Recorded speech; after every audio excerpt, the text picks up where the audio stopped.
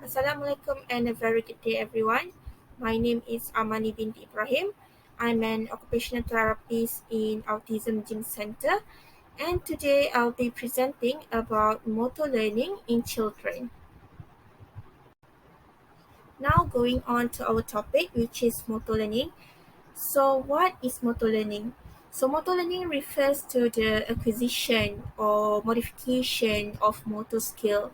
So, it basically means how a child learns to gain their movement or motor skills.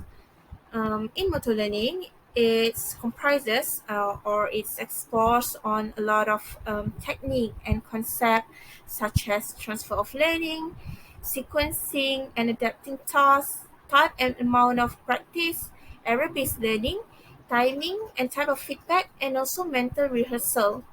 So this technique or this concept provide useful information for the therapists and also for parents on how or on the technique that involve that they can use and involve in their teaching learning process of the movement of the children itself.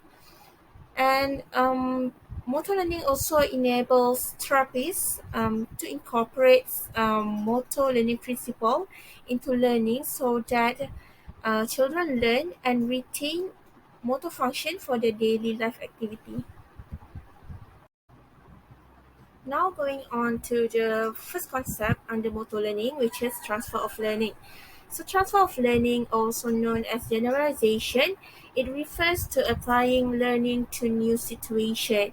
So the goal of the intervention itself is that the child able to transfer learning performed in the intervention setting. For example, they learn in a clinic, in a hospital, or in a center into their natural context. So, for example, if a child have a motor problem, so he or she have been working on using a crutches or wheelchair. As a therapist, we hope that the child will be able to maneuver his wheelchair or use his crutches on his natural context. On the place that he usually go to, like in his home or in his school and etc. So, in motor learning, in transfer of learning in particular, the child are best able to transfer motor skill when they have practiced the motor skills within the natural context, or you can say in their real world situation. Therefore, the best way to help the child to be successful is by practicing the skill in their own environment. And transfer of learning also occur more easily when the motor task is performed during a functional activity or in an actual occupation that are scheduled as at its natural time and place and in the real context. So apart from that, motor skills with a similar concept or similar components are also more likely to transfer compared to one who have a different type of skill needed. So, for example, if a child who has just successfully learned how to throw a ball, then they might also have the skill to throw beanbags at target because they already acquired the skill of throwing. Now going on to the second concept under motor learning, which is sequencing and adapting tasks. So as we all know, in learning new skills, it's always easier to learn it bit by bit and also step by step in gradual instead of learning it as a whole concept as it might be overwhelming for some. So spreading and adapting motor tasks so that children are successful is constitute a part of the therapy process itself. So here are some tips or information that can be helpful for parents and also for therapists to help in aiding in motor learning of the children. So the first one is discrete tasks are easier to accomplish compared to continuous tasks. So as we all know, when we have a complex movement or complex activity to do, it's easier for us to break down or to broken down the task step by step instead of giving a whole chunk, a whole complex idea of whole complex movement for the child to learn, as it might be too complex for them to understand, and also they might be overwhelmed from the hard task itself. So it's better for us as therapists of parent in teaching them to learn new skills, especially motor skills, by breaking down the task itself into a smaller parts instead of giving them a whole chunks. And the second one is tasks involving unimanual movement, or example using one hand, are often learned or mastered before bimanual movement or using both hands, also known as bilateral movement. So when teaching a new skill, a new movement, a new motor performance to a child, it's better for us therapists and also better for parents to teach them gradually, starting from the easier part and then slowly, gradually increase it into a harder part. So, for example, for this one, say using one hand is definitely more easier compared to using both hands. So, parent, if you have any task that needed a child to use both hands, you can start off practicing with your child by using one hand first, then gradually move into two hand if the movement of technique or the skills needed are using hand. The same goes to leg and so on. And then the third one is skills manipulating stationary object developed before skills with moving object. And fourth one is closed tasks or tasks performed in stationary environment are simpler for most children to accomplish compared to open tasks or tasks performed in an environment that is changing or in motion. So why is this happening? Because when child are learning a new skills, a new performance, they might be overwhelmed when we keep on changing the environment, we keep on changing the things that are used, as they need to learn the skills slowly to gain and to master the skills. So changing the environment or changing the things that are used uh, frequently are not helping them in gaining and also achieving and also mastering the skills that they are currently working on. So next for the fifth point, say that simple motor tasks with fewer cognitive requirement, less precision, less direction, and less steps are accomplished more readily than those with more cognitive requirement, higher precision, and more direction with multiple steps. So for example here, if we give coloring or writing activity for children, it is easier for them to just start the skill by practicing to scribble first instead of straight away ask them to color within line or within given shapes.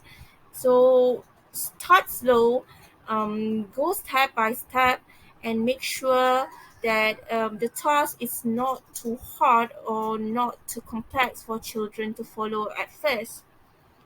And then the last one is that the structure of the environment also plays an important role in the nature and complexity of the demand of the activity. So, for example, environment with a variability and extraneous stimuli, for example, the presence of other children, so are more challenging, and that's more difficult for children to learn a new skills and to adapt to new skill, as they must continually adapt and adjust to new stimuli around them. So it's better for them to learn the skill first in environment they are comfortable of instead of mixing them with everyone and changing the environment continuously. Next, we're going to see the third concept of techniques that can be used by therapists and parents in motor learning, which is practice level and also type. So under practice level and types, it's divided into four types of practice, which is the first one is mass practice, or also known as block. The second one is distributed practice. Third one is variable and random practice, and fourth one is mental practice. So we'll be going to go through these practice level and types one by one. So going on, the first one is math practice, also known as a block.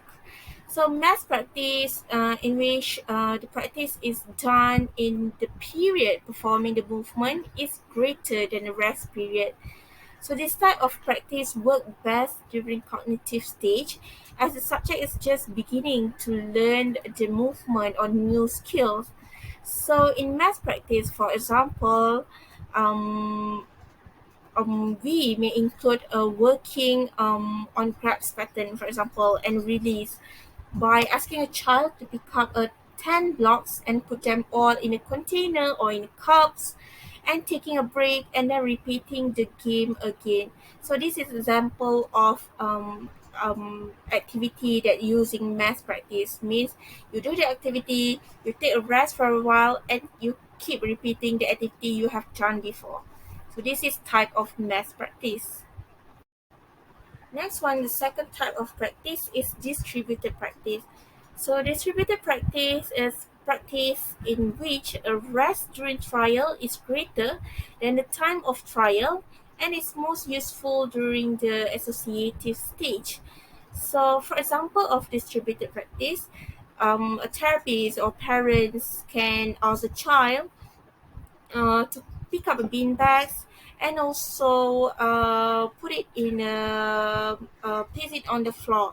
So while engaging in a game of swinging, so in this scenario, the child still practicing grab and release pattern, but the child is also working on his postural control by being on the swing, and also at the same time he or she is still processing the vestibular input that he get.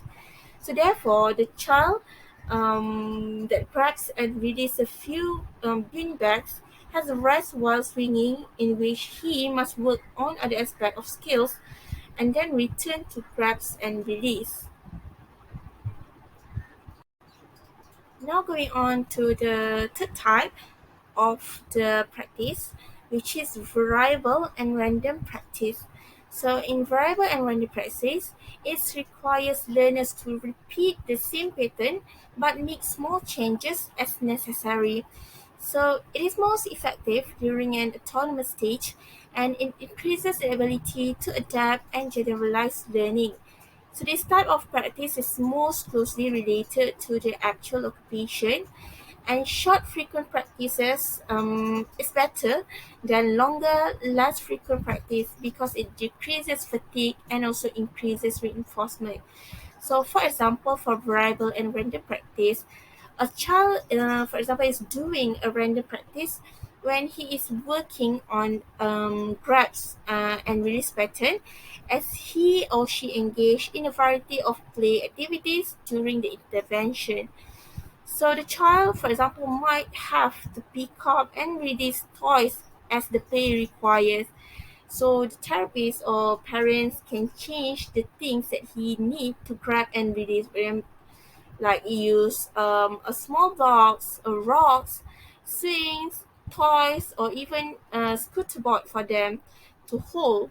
So this is kind of an example of variable and random practice that child can use to improve their motor skills in as a whole. Next, for fourth type of practice, which is mental practice. So mental practice is a type of practice which will be performed in skill in the imagination without any action involved. So it usually consists of role playing, watching a video, or imagining. So some child may be able to imagine movement after observing them on a video or seeing someone else perform the movement or the task that they have to do. so they might get more better idea on what they have to do or what they have to achieve. So for mental practice, it's also effective in teaching motor skill and retraining the timing and also coordination of the muscle group activity. Therapists also should incorporate actual performance shortly after the mental practice for best retention of the movement or the skill itself. And moreover, as therapists and also parents, um, both should be cautious when doing mental practice as to not incorporate them for too long, as this might be result in a lack of motivation for the children itself in learning new skills. So this is all type of practice and level that children can use in helping them in improving their motor skills. Now that we have done with practice level and time, we're going to see another concept or another techniques under motor learning, which is error-based learning. So under error-based learning, the children learn movement by making errors or mistake and self-correcting. Therapists and also parents must allow challenges to exceed child's capacity so that the child is given the opportunity to make errors, correct them if possible, and also learn from the experience. So children with disability especially must learn to adapt to new, different, and unexpected situations. And in error-based learning, making errors in control settings allow children to resolve problems and it's important for them to facilitate their motor skills learning. And it also very much encourage in error-based learning for the children to explore, to adjust their movement, and to evaluate their responses and reactions to help them learning and to refine their motor skills that they want to acquire or they want to achieve for better performance.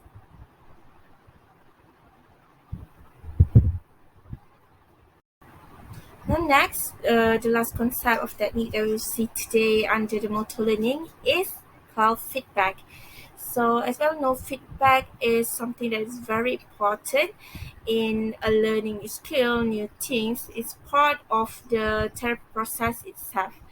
So in feedback, it have different type of feedback that may help children to gain their skills or to learn their new skills better, to perform better as a whole. So type of feedback that it have is intrinsic feedback, extrinsic feedback, demonstrative feedback, knowledge of performance, knowledge of result, and also verbal feedback. So now we're going to see intrinsic feedback. So intrinsic feedback is allow child to self-correct and it is most effective for sustaining motor performance and should be the goal of intervention session. So intrinsic feedback usually may be elicited through the discovery and also in a situation in which the therapist set up the environment and the child is allowed to explore and discover, make errors and consequently learn new ways of moving. So that's type of intrinsic feedback. Going on to the extrinsic feedback, so children usually may require extrinsic feedback in the early stage of motor skill development. Extrinsic feedback consists of providing verbal cueing or physical guidance, and also it's a little bit different compared to demonstrative feedback, as demonstrative feedback refers to modeling and imitating movement. So in demonstrative feedback, it more refers to type of feedback that is best provided before the child actually practice the movement or the skill itself, as well as throughout the early stages of the skill acquisition. So it should not be given with verbal commentary because that will decrease the child's ability or attention on the movement itself.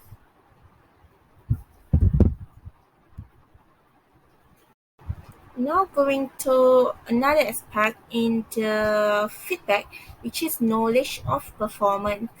So knowledge of performance is feedback to improve the movement and is most helpful when it is specific and clear.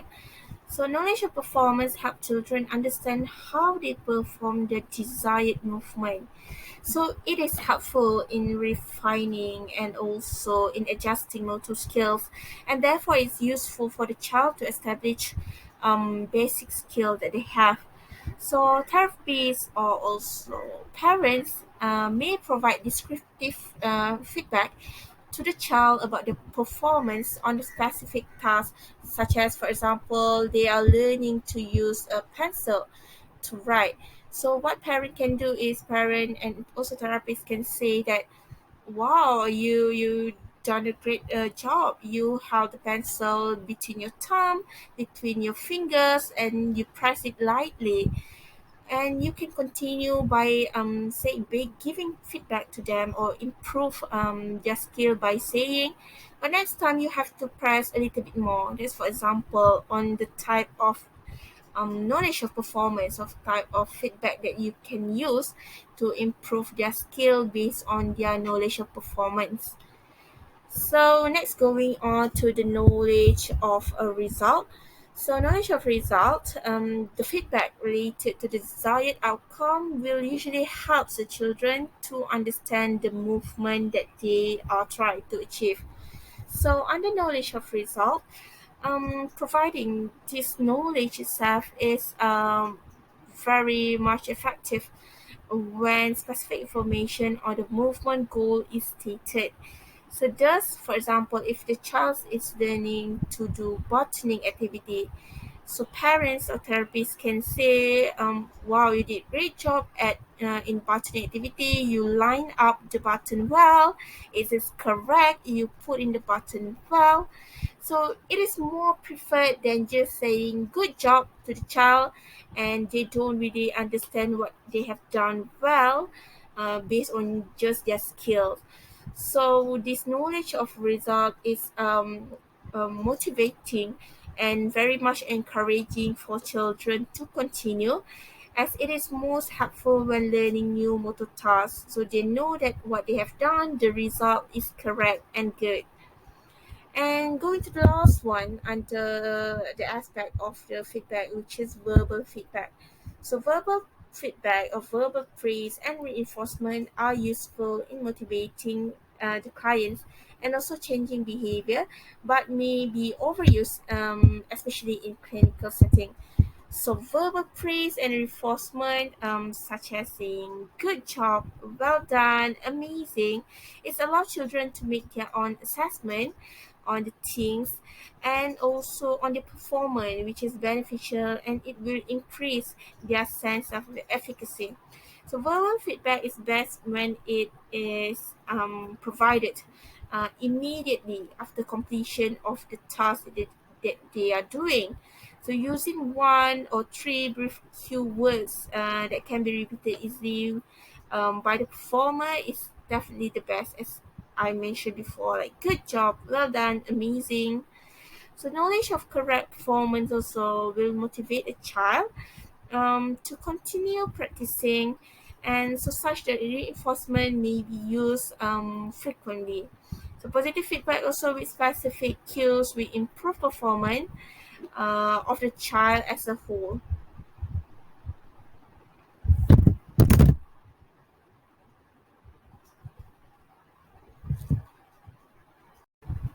Now we are done with our topic today on motor learning.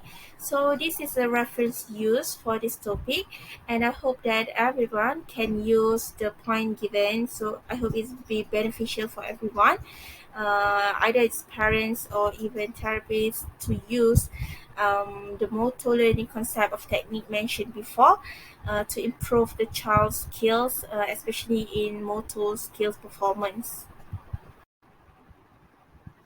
And with that, thank you so much, everyone, and have a good day.